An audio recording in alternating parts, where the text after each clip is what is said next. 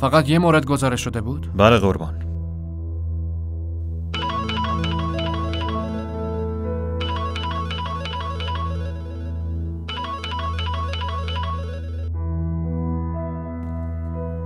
خوبی برادر؟ خوبم، ممنون. اوضاع رو براهه؟ راستش اصلا روبرا نیست برادر. اون پسره رو یادت میاد که با اسکندر زندانی بود؟ رحیم. آره جانان، بگو چیزی شده؟ برادر ایاز، اون آدم منو اذیت میکنه. نمیذاره درس بخونم، نمیذاره آرامش داشته باشم. زندگیمو به بازی گرفته. لطفاً برادر ایاز بهم کمک کن. من دختر با آبروییم. همه تو این محله بهم احترام میذارن، اما اون داره خیلی اذیتم میکنه. تو آروم باش، فقط بگو چی شده، درست تعریف کن.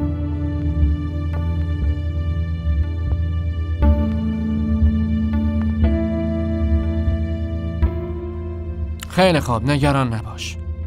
میدونم که باید باهاش چی کار کنم، پس آروم باش. ممنونم برادر ایاز. خداحافظ.